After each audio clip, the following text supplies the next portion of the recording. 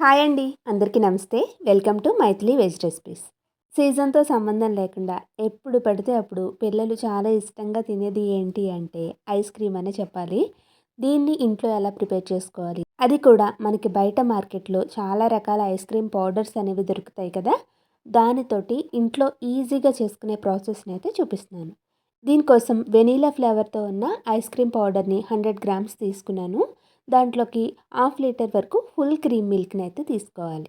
ఇక్కడ నేను 1 table spoon బాదం, 1 టేబుల్ స్పూన్ జీడిపప్పు, 1 టేబుల్ స్పూన్ పిస్తా పప్పుని ఒక 2 గంటల పాటు నానబెట్టుకుని మెత్తటి పేస్ట్ కింద అయితే ప్రిపేర్ చేసుకున్నాను. ఇది పూర్తిగా ఆప్షనల్.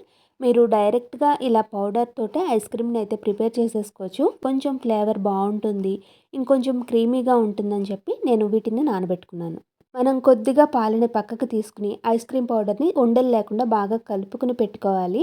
ఇలా పాలు ఒక పొంగు వచ్చిన తర్వాత కలిపి పెట్టుకున్న ఐస్ క్రీమ్ మిక్స్ని గ్రైండ్ చేసి పెట్టుకున్న బాదం జీడిపప్పు పేస్ట్ని వేసుకుని ఒక 5 నుంచి 10 నిమిషాల పాటు ఇలా కలుపుకుంటూ ఉడికించుకోండి.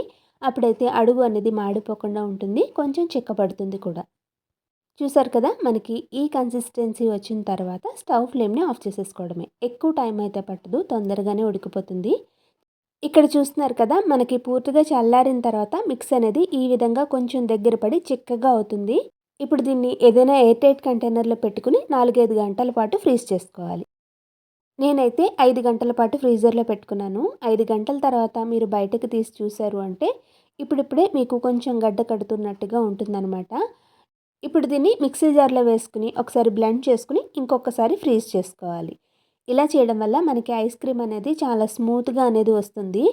ఈ టైంలో మీరు అమూల్ ఫ్రెష్ క్రీమ్ని కానీ లేదంటే ఐస్ క్రీమ్ చేసుకుంటాము అనే ఒక 2-3 డేస్ ముందే పాల మీద ఉండే మేగడని స్టోర్ చేసుకుని అది వేసుకున్నా సరే మీకు ఐస్ క్రీమ్ అనేది ఇంకా స్మూత్గా వస్తుంది.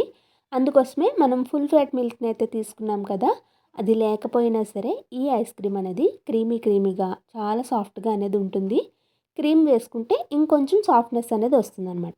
బ్లెండ్ చేసిన తర్వాత మళ్ళీ ఎయిర్ టైట్ కంటైనర్లో పెట్టుకుని ఓవర్ నైట్ నేను ఫ్రీజ్ చేసేసుకున్నాను. నెక్స్ట్ డే మార్నింగ్ మీకు ఐస్ క్రీమ్ని చూపిస్తున్నాను చూడండి ఎంత బాగా వచ్చింది అనేది. ఐస్ క్రీమ్ అయితే రెడీ అయిపోయింది కదా, ఇప్పుడు దీన్ని స్కూప్ అవుట్ చేసేసుకుందాము.